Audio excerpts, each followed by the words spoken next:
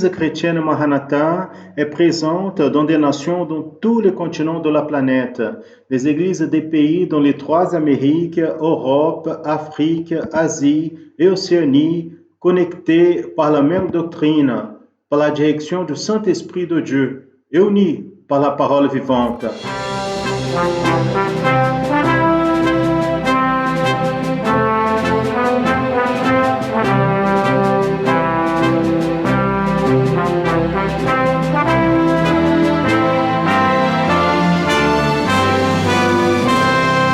Les frères et sœurs de toutes les parties du monde participent d'un même culte, ensemble, dans un même corps et dans un même esprit.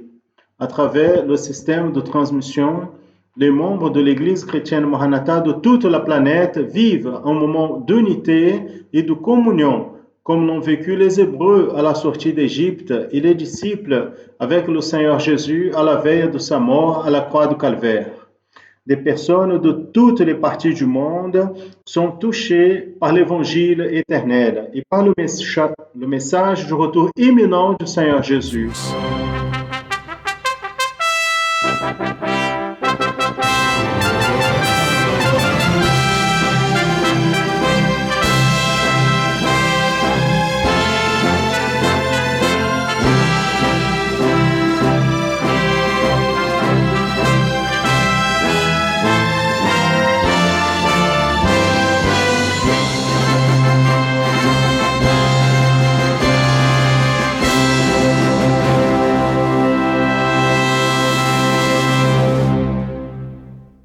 Je salue à tous dans la paix du Seigneur Jésus. Nous commençons plusieurs émissions de l'Église chrétienne Maranatha en annonçant l'Évangile éternel.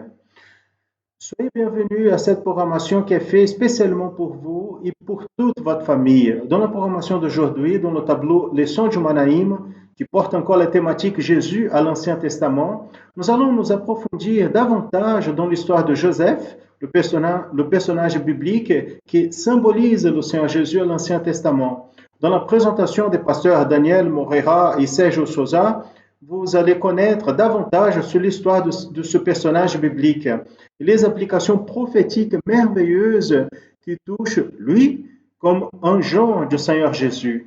Dans le tableau Parfaite louange, la professeure Janaïne Zumak va commencer aujourd'hui un enseignement de plus un instrument musical. Dans la séquence, la professeure Sandra Carvalho va parler aux enfants intermédiaires et adolescents en approfondissant aussi la thématique Joseph, le gouverneur d'Égypte. Nous allons connaître encore Manaïm du Brésil. Cette fois-ci, nous allons connaître le Manaïm du Distrito Federal à Brasilia. Le Manaïm District fédéral occupe un espace de 25 hectares localisé à peu près 35 km du centre du Brasilia. Consacré en octobre de 1990, le Manaïm de Brasilia, au début, se trouvait dans une région rurale. Au lieu des années, pendant les années, donc il y a eu des constructions autour. Donc, il peut recevoir 1000 participants dans chaque événement. Après les belles images de Manaïm de Brasilia enregistrées avant la pandémie, assistez au tableau Les Sons du Manaïm.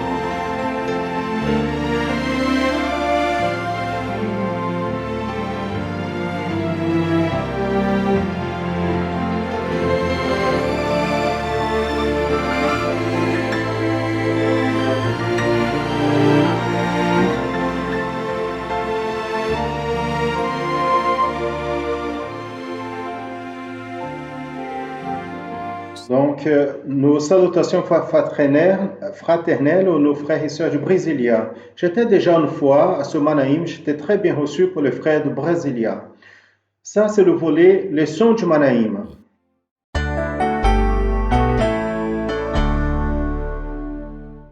Que Dieu bénisse à tous dans la paix du Seigneur.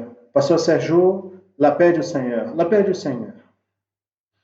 C'est une satisfaction compter avec votre audition, votre présence, votre participation. Le Seigneur Dieu a toujours eu une bénédiction réservée pour nos cœurs. La semaine dernière, nous avons présenté une partie de l'histoire de Joseph. Et aujourd'hui, nous allons donner continuité à cette thématique avec une évidence spéciale liée au salut. C'est-à-dire, nous allons parler sur Jésus à l'Ancien Testament et le salut. Nous allons continuer à montrer un parallèle prophétique extraordinaire entre la vie de Joseph et le ministère du Seigneur Jésus, dans ce que Joseph n'a pas péché, dans ce qu'il a plu à Dieu. Il est la préfigure prophétique notable du Seigneur Jésus à l'Ancien Testament. La semaine dernière, nous avons vu un tableau qui montre en résumé le parallèle prophétique à propos de Joseph et du Seigneur Jésus. Joseph a été aimé par son père, Jésus aimé pour Dieu le Père. À 30 ans, Joseph a commencé son gouvernement en Égypte. À 30 ans, Jésus commence son ministère. Joseph a été rejeté par ses frères. Jésus a été rejeté pour Israël. Joseph est vendu par 20 pièces d'argent, le Seigneur Jésus vendu par 30 pièces d'argent. Joseph a vécu la souffrance et la prison. Le Seigneur Jésus a vécu la souffrance, la prison et la mort. Joseph quitte le fossé pour être élevé au gouverneur d'Égypte. Le Seigneur Jésus ressuscite pour être à la droite de Dieu le Père. Joseph reçoit le nom de Zaphénath Panéa, qui signifie sauveur du monde. Jésus est le sauveur de l'homme. Joseph pleure et pardonne ses frères. Jésus, il dit à la croix du calvaire, Père, pardonnez-les, car ils ne savent pas ce qu'ils font. L'histoire de Joseph est profondément sentimentale. Et cela, nous voyons l'amour du Seigneur Jésus par l'homme. Nous voyons l'amour de Jésus pour l'homme, c'est l'amour qui excède à toute compréhension. À la dernière programmation, nous avons vu que Joseph était un pasteur de brebis, un berger de brebis. Il prenait soin du troupeau de sa famille. Nous avons vu aussi que Joseph était aimé par son père Jacob, mais aîné et persécuté par ses frères.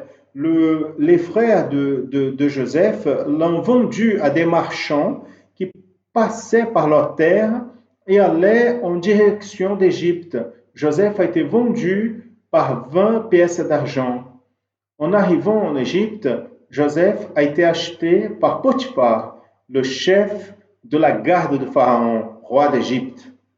En voyant Potiphar, à qui Joseph était vendu, que Dieu était avec Joseph et que tout ce dont Joseph faisait, le Seigneur prospérait dans ses mains, Potiphar lui a mis comme un administrateur sur sa maison.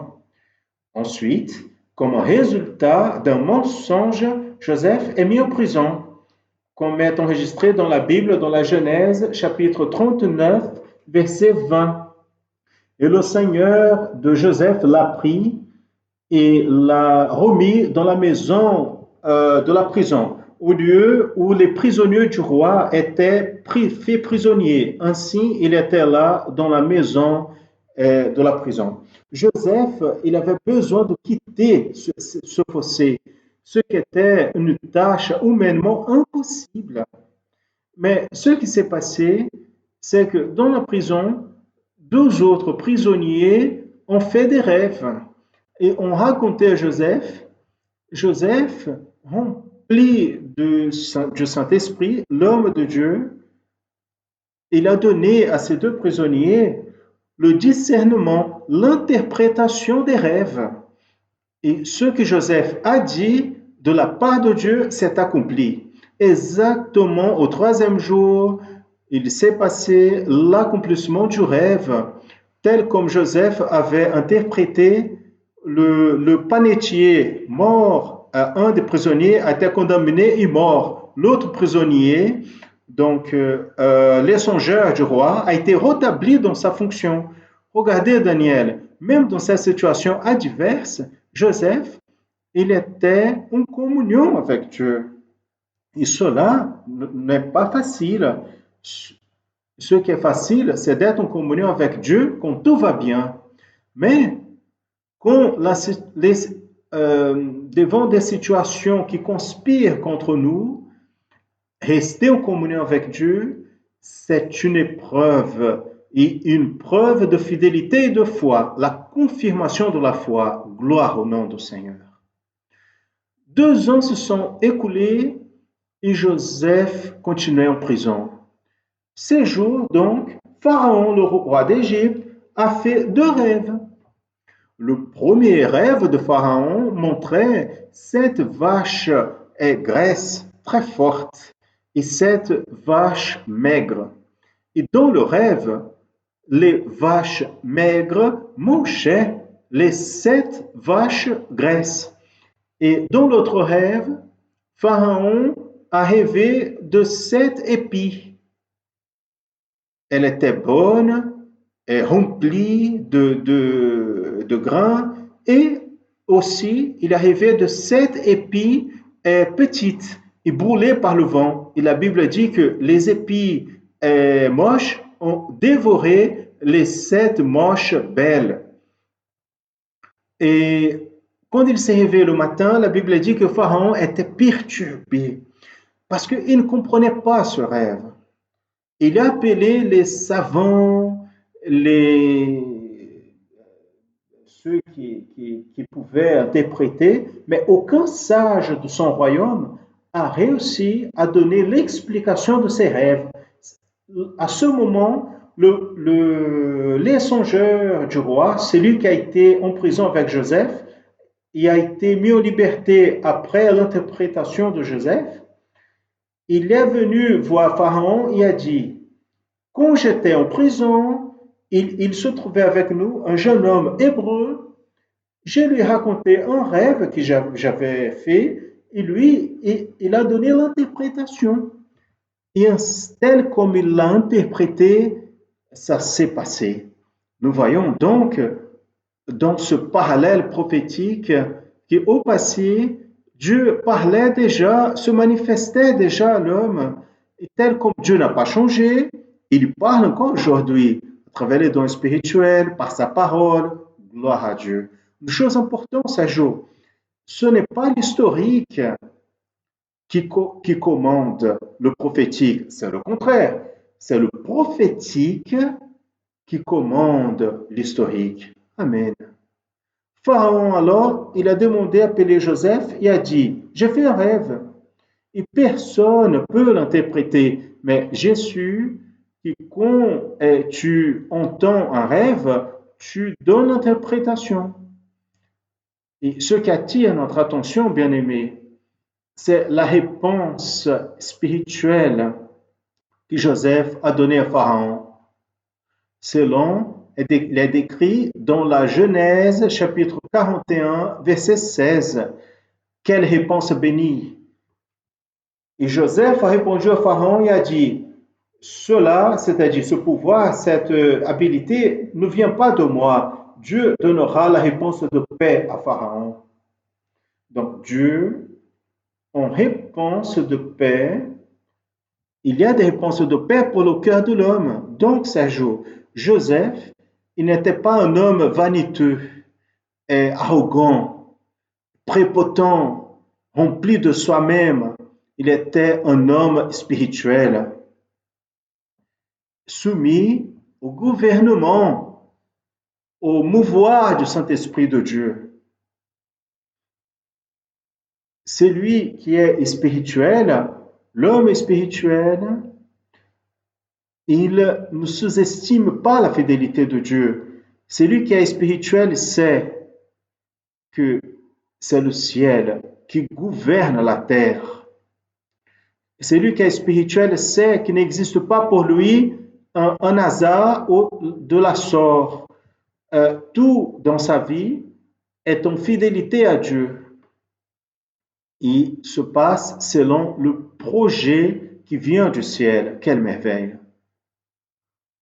Après avoir entendu les rêves, Joseph, il donne l'interprétation à Pharaon en montrant qu'il y aurait 7 ans de grande abondance dans toute la terre d'Égypte, mais ensuite, il y aurait 7 ans de beaucoup de famine sur la terre. Et Joseph encore a dit à Pharaon, donc Pharaon, donc il faut pourvoir pour vous un homme intelligent et sage pour le mettre sur la terre d'Égypte. Quel conseil spirituel et humble, afin que la terre ne périsse pas de faim. Nous allons écouter maintenant, mes frères, une louange. Je vous invite à chanter avec, à chanter, à louer. Vous savez pourquoi? Parce que la louange délivre. La louange réjouit le cœur.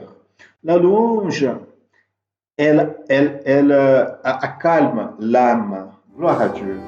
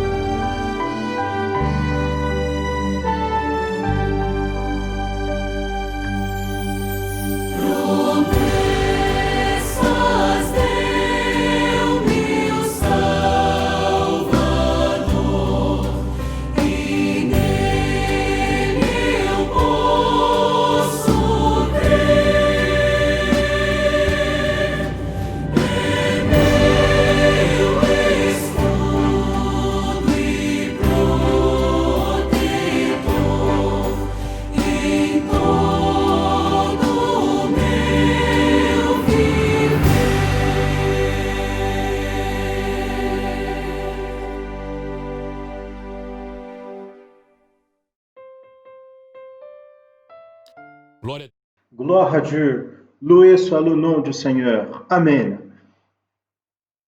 Quand Pharaon a entendu l'interprétation et le conseil de Joseph, Pharaon a dit devant Joseph et devant tout ce qui se trouvait dans sa présence,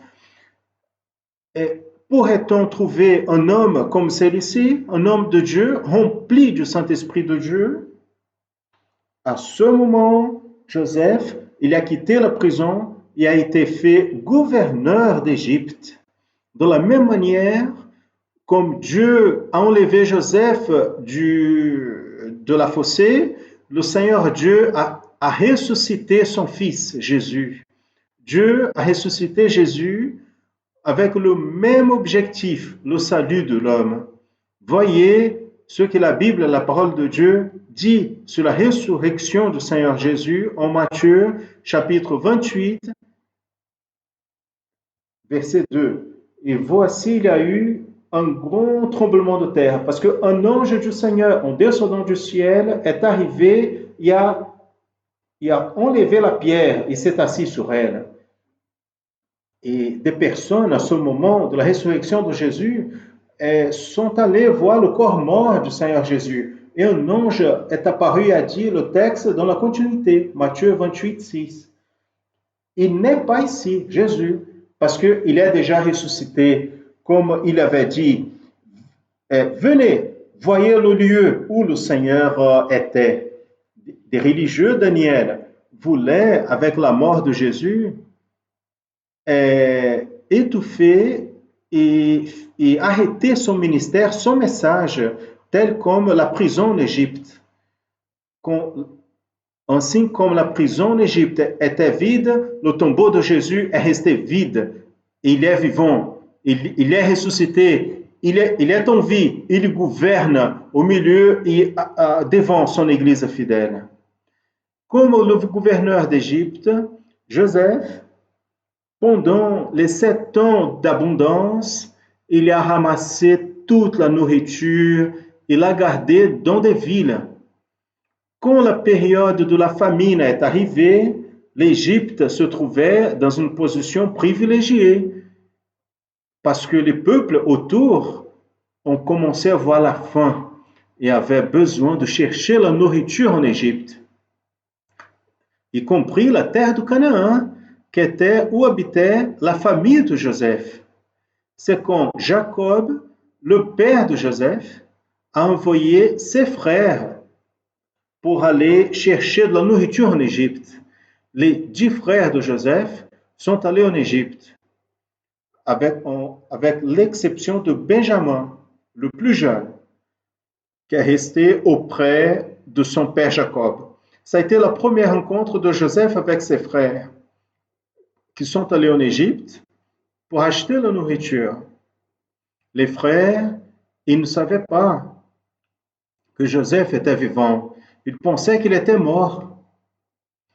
Et moins encore où Joseph se trouvait et ce qu'il faisait. Quand Joseph a vu ses frères, il les a reconnus. Mais ses frères, nous ne l'ont pas reconnu. Le gouverneur d'Égypte était Joseph. Le frère qu'ils avaient vendu. La langue égyptienne était différente de la langue de Canaan. C'est pour cela que Joseph parlait avec ses frères à travers un interprète, afin de ne pas révéler son identité. Quand il a reçu ses frères, ils sont s'identifier, Joseph, il a posé la question, qu'est-ce que vous êtes venu faire ici? Vous êtes venu espionner la terre? Les frères ont répondu, non, non, nous ne sommes pas des espions, nous sommes des hommes de droiture, d'une famille de 12 frères, fils d'un homme de la terre de Canaan, et que le frère le moins jeune avait resté avec son père, et un autre n'existait plus, qu'était Joseph. Ensuite, Joseph leur a dit, s'ils réellement étaient des hommes de droiture, alors un des frères devait rester en Égypte comme un gage, et les autres allaient retourner dans la terre de Canaan, chercher le frère le moins jeune et allaient revenir en Égypte. Quelle chose nous voyons dans ce texte, dans ce passage, que le frère, il ne savait pas que Joseph était vivant. Ils n'ont pas reconnu. Mais Joseph, de l'autre côté, il les a reconnus. Il a reconnu ses frères. Et ainsi, c'est le salut, Sergio. Combien aujourd'hui connaissent seulement l'histoire de Jésus, mais ne savent pas que lui, il est vivant. Mais de la même manière, tel comme Joseph connaissait ses frères, savait même la terre où ils étaient, celui qui était la famille, des problèmes. Ainsi, Jésus, il connaît à moi, il vous connaît, il connaît votre famille, ce qui se trouve dans votre cœur, vos pensées. Il est Seigneur. Il veut se révéler. Alléluia.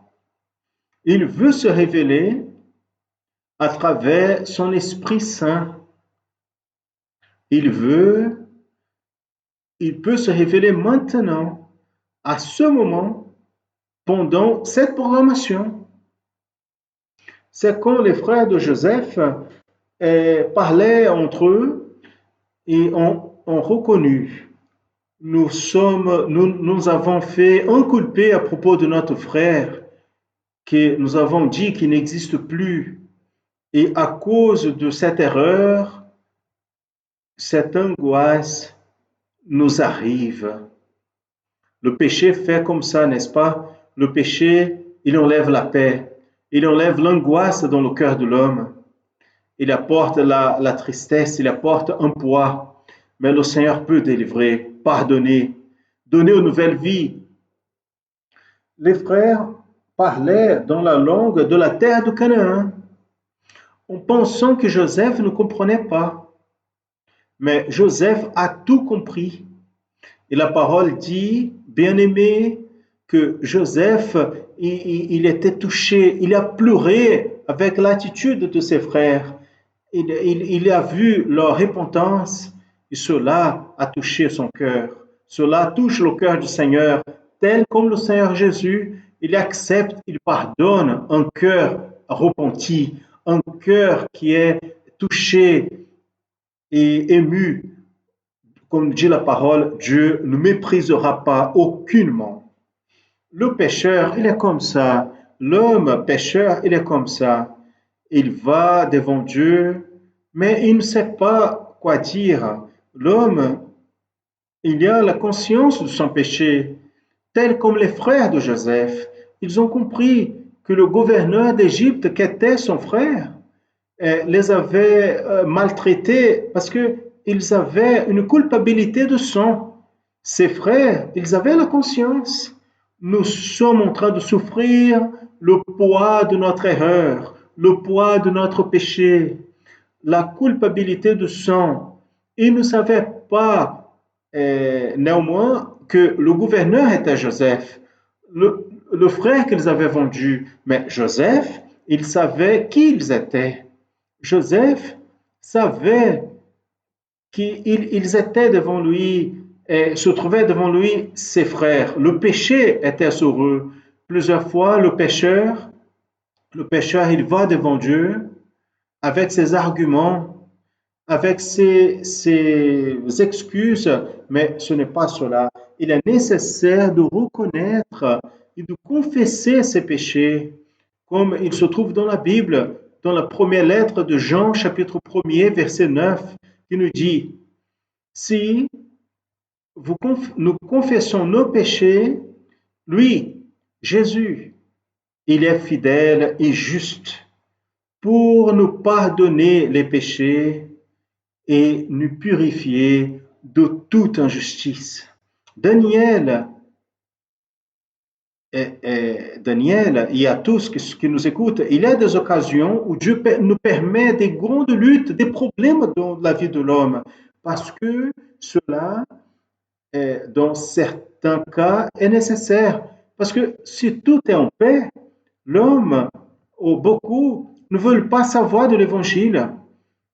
Pour beaucoup de personnes, si les comptes sont payés, si les biens grandissent, la santé, elle est bien encaminée, elle est en paix, en harmonie avec la société, il n'a plus besoin de Jésus. Beaucoup sont comme ça. Pourquoi l'évangile? Pourquoi le salut? Pourquoi le culte? Pourquoi l'Église? Mais cette position n'est pas celle que Dieu veut. C'est comme le dit la Bible, beaucoup s'expriment et vivent mangeons et buvons, car demain nous mourrons. Dans la prochaine programmation, nous allons voir la trajectoire des frères de Joseph jusqu'à la terre de Canaan. Les nouvelles qu'ils ont données à leur père Jacob, leur retour après en Égypte, en ramenant leur frère plus jeune, Benjamin, et le moment où Joseph va se révéler ou se révèle à ses frères, sera quelque chose de très spécial, Daniel. Oui, Sergio. Aujourd'hui, nous n'avons plus le temps de finir cette histoire et son application prophétique. Mais je veux maintenant déjà avancer juste un aspect qui sera détaillé à la semaine prochaine, qui c'est le climax de cette histoire. Je suis Joseph. C'est la révélation de Joseph à ses frères. Quand il dit, je suis Joseph, approchez-vous de moi, ne soyez pas tristes.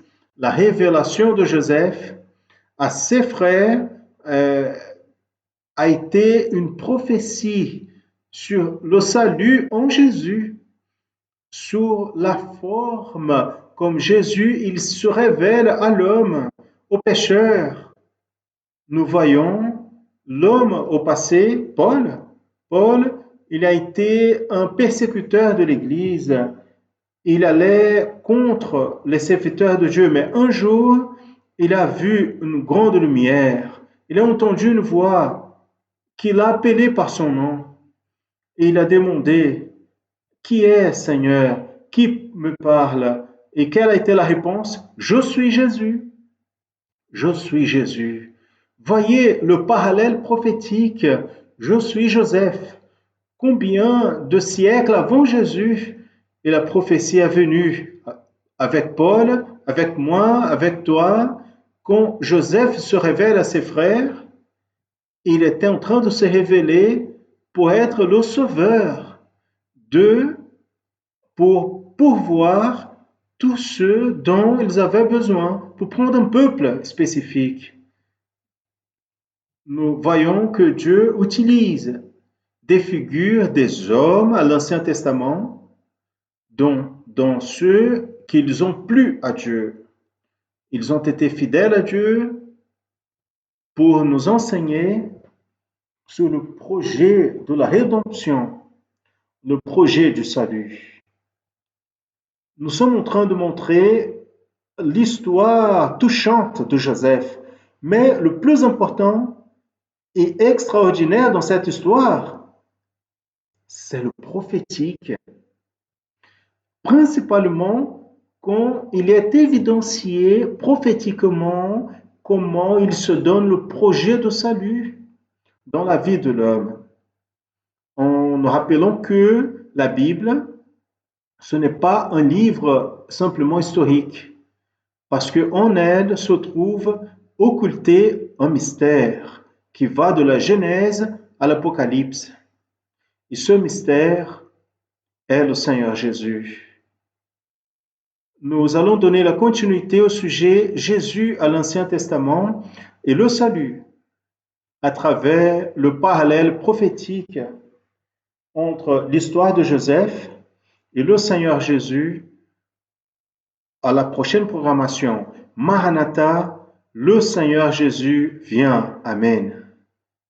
Il y a une interaction entre le tableau Les Sons du Manaïm et l'école publique dominicale de l'Église chrétienne, Maranatha, qui se passe tous les dimanches à 10h30, à 10h par notre canal YouTube au Brésil, 15h en France, quand on va donner la séquence à la thématique doctrinaire qui est enseignée. Continuez avec nous. Continuez à regarder la programmation en annonçant l'évangile éternel avec les prochains volets. À tous, la paix du Seigneur, la paix du Seigneur.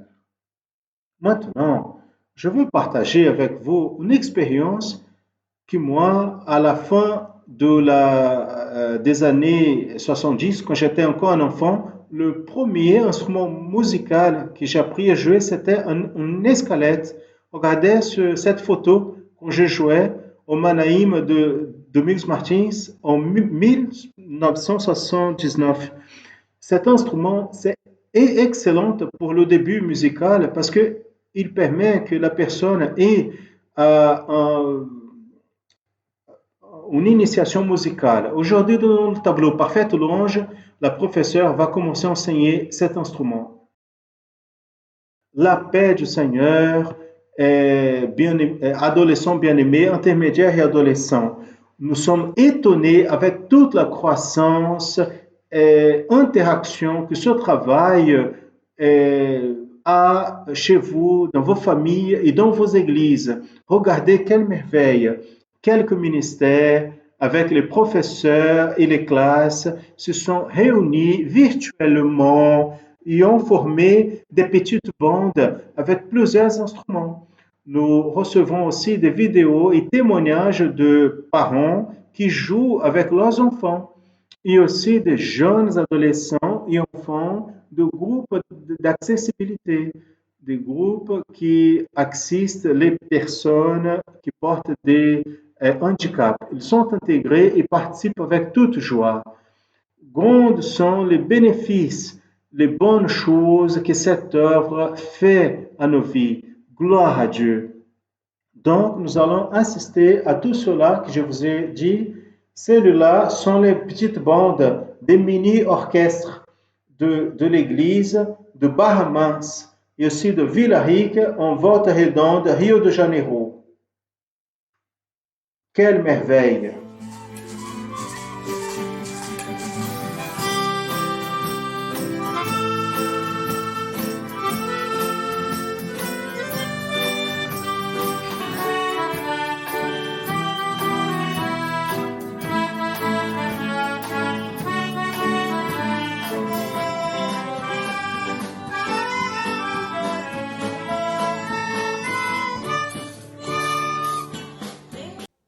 Celle-ci est Sofia Savaris, de 5 ans, de l'église de Balneário Camboriú, Santa Catarina.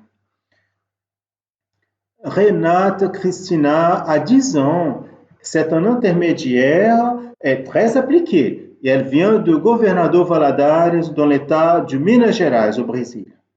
Et celui-là est Eliezer, qui joue avec sa mère Fabiana, d'Uberaba, de Minas Gerais. Celle-ci, c'est Julia Flamini. Elle a 9 ans. Elle est de Toronto, au Canada.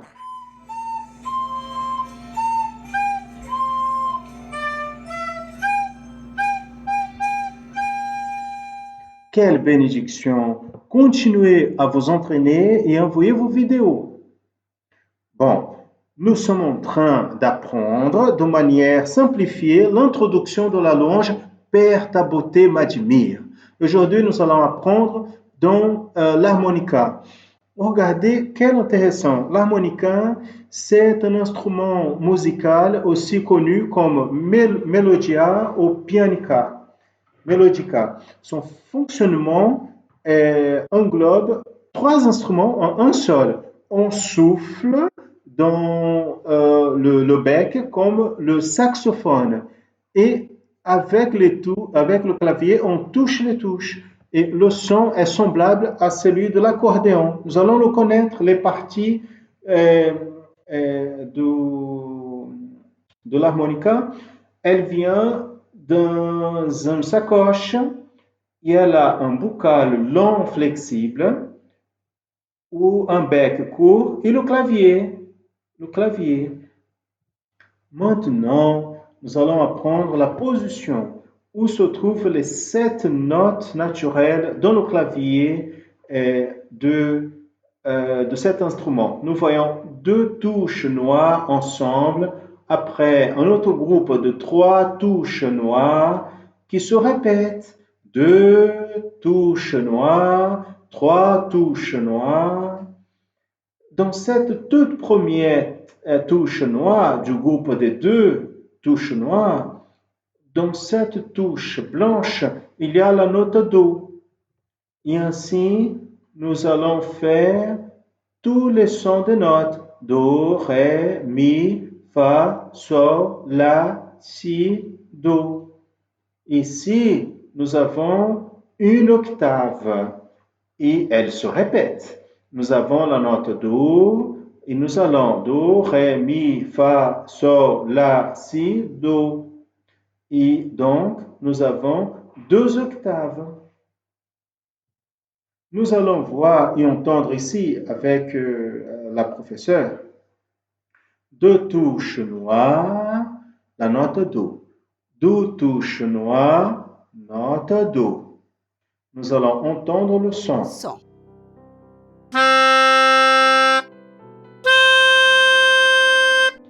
Maintenant, je veux faire l'escale de Do majeur.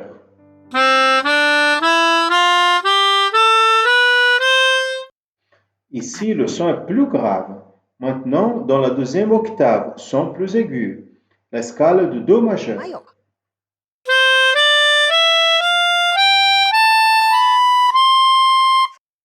Maintenant, nous allons voir la partition de la louange. Elle sera la même de la flûte douce, mais les notes ont les doigtés. Cela pour nous diriger et simplifier à jouer dans le bon endroit. Vous voyez ici cette petite flèche rouge. Elles vont nous aider à nous rappeler que nous devons allonger nos doigts pour faire la note. Nous allons rappeler les notes et je vais vous expliquer. Sol, Ré, Do, Sol, Ré, Do, étiré. Mi, Si, La, Do, Mi, Si, La, étiré. Do, La, Sol, Do, Ré, Mi, Sol, Sol, Sol, Sol, Sol. Maintenant, je vais vous montrer dans l'instrument. Tout d'abord, son jouet.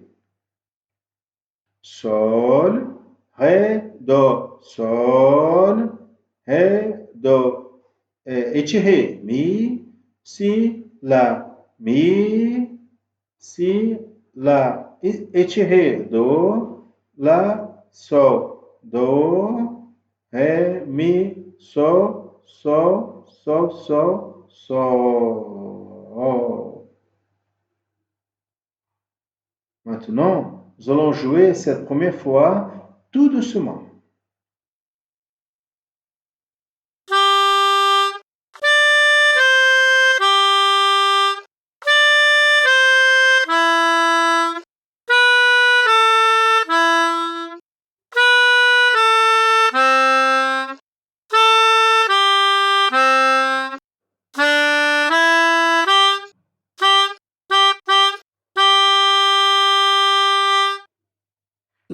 Mais nous savons que pour accompagner la louange, le rythme doit être plus rapide. Nous allons compter 1, 2, 3, 4.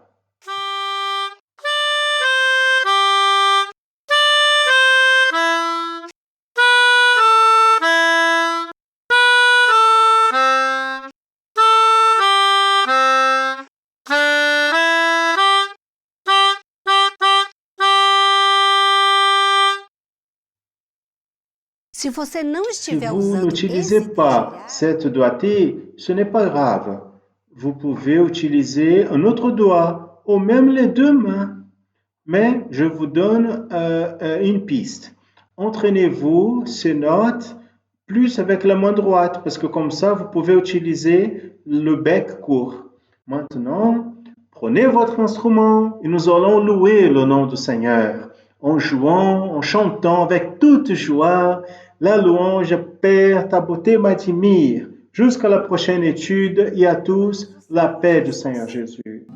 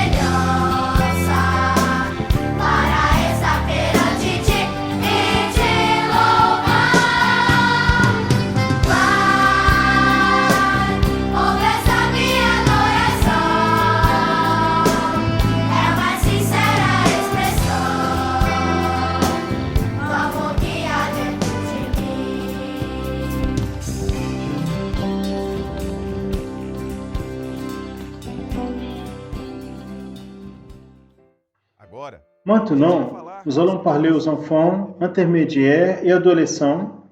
La semaine dernière, nous allons commencer à parler sur Joseph. Aujourd'hui, avec la professeure Sandra Carvalho, nous allons apprendre un peu plus sur ce serviteur de Dieu, maintenant comme gouverneur d'Égypte.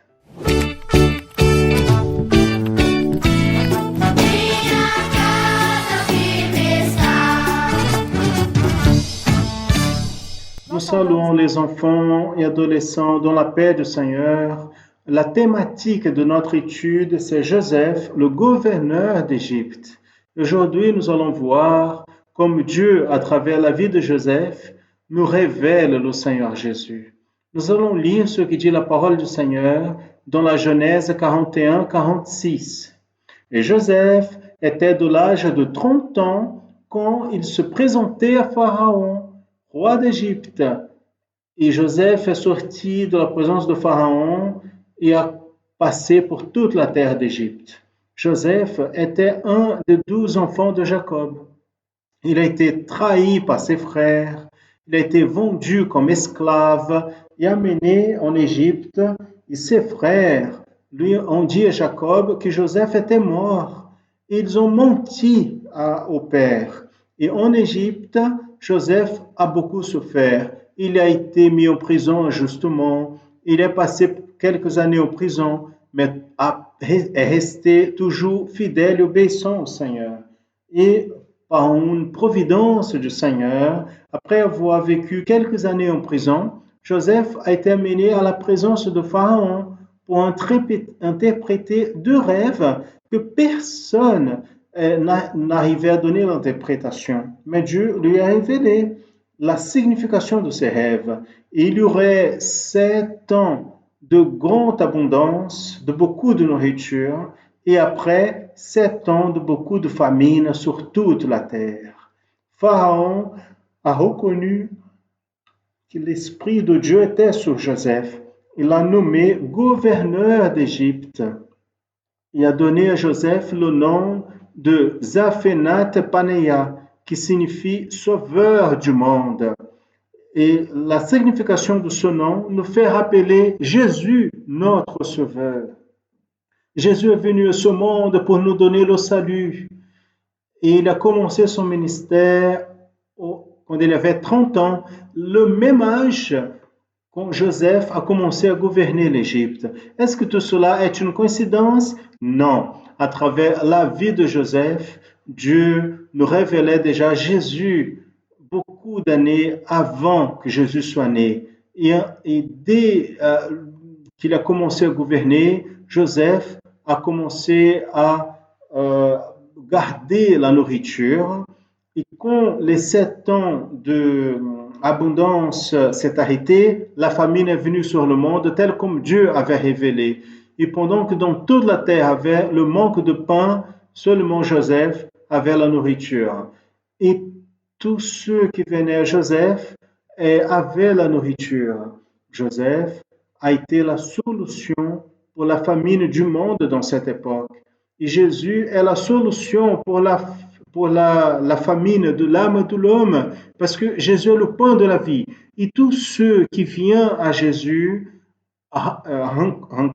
trouvent de la nourriture pour son âme. Nous avons un moment de grande famine spirituelle. Les gens n'ont plus de paix, de joie, espérance, mais Jésus est la seule solution pour l'âme de l'homme, pour la famine de l'âme de l'homme. Et la Bible nous dit que la famine est arrivée aussi à Canaan, où vivait la famille de Joseph. Et Jacob, il savait qu'en Égypte avait l'abondance. Donc, il a envoyé ses enfants pour chercher la nourriture là-bas. Quand les frères de Joseph sont arrivés en Égypte, ils n'imaginaient pas que Joseph avait devenu gouverneur de cet endroit. Mais Joseph s'est présenté à eux et a dit, « Je suis Joseph, votre frère. » Et il leur a pardonné pour tout ce qu'il avait fait contre lui. Et il lui a demandé qu'il revenait à Canaan et donnait la nouvelle à Jacob. Joseph est vivant et est gouverneur d'Égypte. Et aujourd'hui, l'Église aussi, elle annonce que Jésus, il est vivant. Il règne parmi nous. Donc, que vous puissiez dire avec grande joie, Jésus est vivant, il règne dans mon cœur, il gouverne ma vie. Amen. La paix du Seigneur Jésus.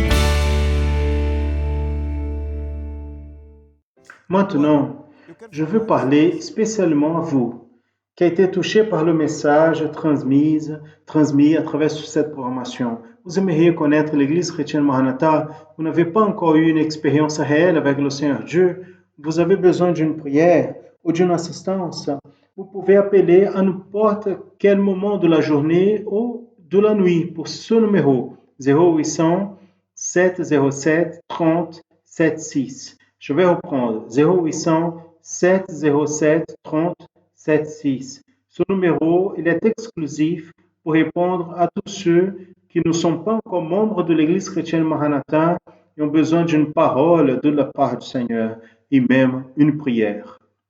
Appelez ce numéro de n'importe quel endroit du Brésil, 24 heures par jour. Il y aura toujours quelqu'un préparé pour vous répondre. Et vous avez déjà accédé à notre canal YouTube, vous avez déjà vu combien de contenus sont postés. Ce programme, par exemple, il est là dans le canal. Vous pouvez assister le temps de fois que vous voulez. Et plus, la programmation Non sans l'Évangile éternel a une séquence. Vous pouvez accéder à la playlist de la programmation du canal et assister les autres 24 programmes produits jusqu'ici. Profitez pour partager avec d'autres personnes. Et en plus de cette programmation, il y a d'autres contenus pour vous et toute votre famille. Vous allez retrouver tout cela dans le canal de l'Église chrétienne Maranatha à YouTube. Tous les jours, à 20h aussi, il y a publié un culte inédit. Vous ne pouvez pas laisser de regarder, partager avec vos amis, connaissances, voisins. Le Seigneur nous a appelés à l'évangélisation. Et celle-là est une excellente manière d'évangéliser et répondre à cette commandement du Seigneur Jésus. Vous êtes aperçu que le long de la programmation est apparue l'adresse de nos réseaux sociaux. Entrez, accédez, likez, partagez, évangélisez. Prenez connaissance de plus d'informations sur nous et de la part du Seigneur pour son Église. Accédez au site de l'Église chrétienne Maranatha et de la radio Manaïm. Téléchargez les applications gratuitement. Profitez pour naviguer et connaître beaucoup sur nous et nos plateformes numériques. Dans l'application de la radio Manaïm, vous pouvez écouter la radio 24 heures par jour. Vous pouvez profiter pour écouter et partager les podcasts de culte et aussi de messages. Et je veux vous rappeler encore, dans la consultation publique d'un projet de loi dans le Sénat fédéral PSL 315/2018, où tous peuvent voter pour décider sur le nouveau viaduc construit au début de la BR 262 va prendre le nom du docteur Manuel Passos Barros qui a projeté la BR 262 et a été le premier président de l'Église chrétienne Maranatha. Vous pouvez accéder à cette consultation à travers le lien de l'Église chrétienne Maranatha et donner votre vote. Nous arrivons donc à la fin d'une programmation de plus de l'Église chrétienne Maranatha en annonçant l'Évangile éternel. Je vous rappelle que ce dimanche à 10 heures du matin, ponctuellement, de notre canal YouTube, notre école biblique dominicale de l'Église chrétienne Maranatha. Je vous invite à accéder et assister, et en plus, à participer de ce culte spécial. Et dans la semaine prochaine, si le Seigneur nous le permet, nous serons ensemble encore une fois, cette horaire-ci, avec plus une édition de l'Église chrétienne Maranatha en annonçant l'évangile éternel. Maranatha, le Seigneur Jésus vient.